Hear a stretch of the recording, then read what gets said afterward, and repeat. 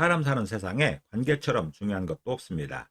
다정한 사람끼리 손에 손잡고 함께 간다면 많은 어려움들을 이겨낼 수도 있습니다. 반갑습니다. 셋단자 663강입니다. 오늘은 서로 이어지는 것을 의미하는 멜개자를 중심으로 하는 5개 한자를 셋단자로 해석해 보겠습니다.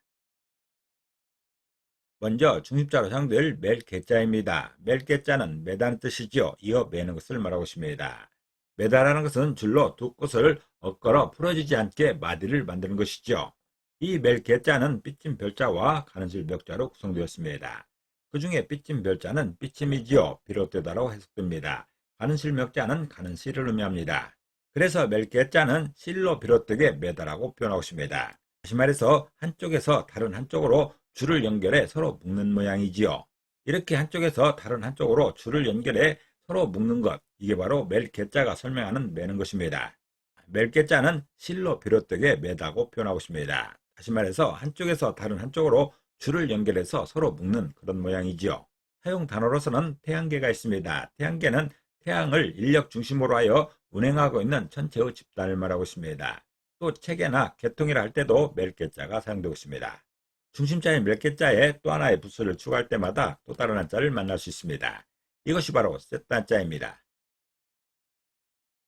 멜개자가 사용된 첫 번째 관련자는 이을개자입니다. 이을개자는 있다라는 것이죠. 이어지는 것을 말하고 있습니다.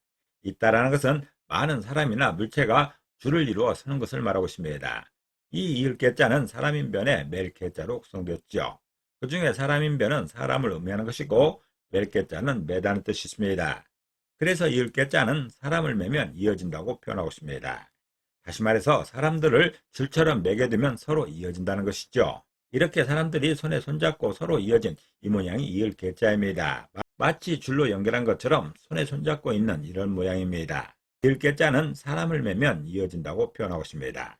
다시 말해서 사람들을 줄처럼 매겨두면 서로 이어진다는 것이죠. 사용 단어로서는 탄성계수라는 말이 있습니다. 탄성계수는 탄성체의 작용하는 힘과 그에 따라 생기는 변형의 비례관계를 표시하는 상수인 것이죠. 그리고 관계나 계명이라 할 때도 이을개자가 사용되고 있습니다. 두 번째 관련자는 멜현자입니다. 멜현자는 매달다는 뜻이 있습니다. 내걸다는 뜻도 있죠. 매달다라는 것은 높은 곳에 줄로 묶어서 떨어지지 않게 하는 것이죠.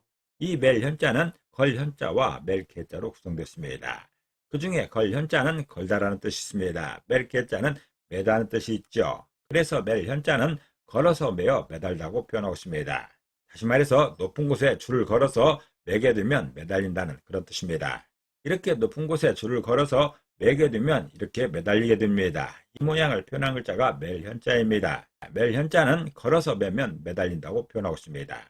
다시 말해서 높은 곳에 줄로 걸어서 매게 되면 매달린다는 것이죠.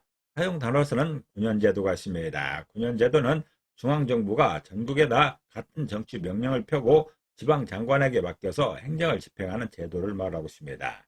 그리고 현령이나 현감이라 할 때도 멜현자가 사용되고 있습니다. 멜개자가 사용된 세 번째 관련자는 현격할 현자입니다. 현격할 현자는 현격하다는 뜻이 있죠. 현격하다는 것은 사이가 많이 벌어져서 차이가 매우 심한 것이죠.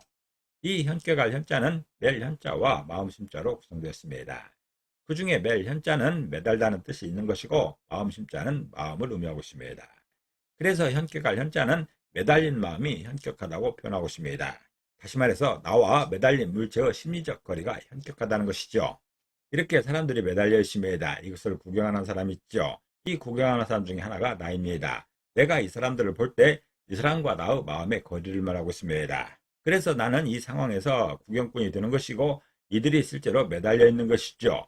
매달려 있는 이들과 나 사이의 거리가 멀다라는 그런 뜻입니다. 심리적 거리가 현격하다는 그런 의미인 것이죠. 사용 단어로서는 구여 현하가 있습니다. 구여 현하는 입이 급히 흐르는 물과 같다는 뜻으로서 거침없이 말을 잘하는 모양을 이루는 것이죠. 또 현격이나 현하이라 할 때도 현격 관련자가 사용되고 있습니다. 네 번째 관련자는 손자 손자입니다. 손자 손자는 손자를 의미하는 것이죠. 이 손자 손자는 아들자자와 멜개자로 구성되었습니다. 그 중에 아들자자는 아들을 의미하는 것이고 멜개자는 매다는 뜻이 있죠.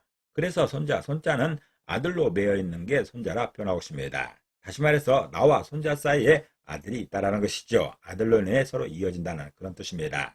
보기 좋게 일가족이 산책을 하고 있습니다. 손자가 있고 할아버지 할머니가 있고 아빠 엄마도 있습니다. 이때 주인공은 할아버지 할머니입니다. 할아버지 할머니에게 이 손자들은 아들로 인해 연결된 것이죠. 아들로 인해서 손자와 연결된다는 그런 뜻입니다. 사용 단어로서는 대대손손이 있습니다. 대대손손은 자손의 번창으로 오래도록 이어 내려오는 여러 대를 말하고 있습니다. 또 손자나 손녀를 할 때도 손자 손자가 사용되고 있습니다. 멜개자가 사용된 다섯 번째 관련자는 겸손할 손자입니다. 겸손할 손자는 겸손하다는 뜻이 있죠. 겸손하다는 것은 남을 존중하고 자기를 내세우지 않는 태도를 말하고 있습니다. 이 겸손할 손자는 손자 손자와 갈착자로 구성되었죠. 그 중에 손자 손자는 손자를 의미하는 것이고 갈착자는 가다는 뜻이 있죠. 진행을 의미하고 있습니다. 그래서 겸손할 손자는 손자와 가는 모양이 겸손이라 표현하고 있습니다. 다시 말해서 손자와 함께 가는 할아버지는 겸손할 수밖에 없다는 것이죠. 손자와 함께 가게 되면 조심하고 양보하면서 겸손하게 된다는 그런 뜻입니다. 이렇게 할아버지와 손자가 함께 가고 있습니다. 손자는 천방지축으로 제 맘대로 가지만 할아버지는 그 뒤에서 조심조심 따라가게 됩니다. 행여나 어떤 문제가 있지 않을까 항상 조마조마하면서 손자 뒤를 따라가는 것이죠. 이럴 때 할아버지의 마음은 모든 사물에 대해서 겸손할 수밖에 없습니다. 그리고 약한 손자를 보호해야 하기 때문에 할아버지는 모든 면에서 겸손할 수밖에 없다는 그런 뜻입니다. 겸손할 손자는 손자와 가는 모양이 겸손이라 표현하고 있습니다. 다시 말해서 손자와 함께 가게 되면 조심하고 양보하기 때문에 그 모양을 겸손이라 표현하고 있습니다. 사용 단어로서는 오만불손이 있죠. 오만불손은 잘난 체하고 방자하여 제멋대로 굴거나 남 앞에서 겸손하지 않음을 이루는 말입니다. 또 겸손이나 손색이라 할 때도 겸손할 손자가 사용되고 있습니다. 오늘은 셋단자 663광으로서 멜개자를 중심으로 하는 5개 한자를 셋단자로 해석해 봤습니다. 오늘 배운 것을 다시 한번 요약하겠습니다.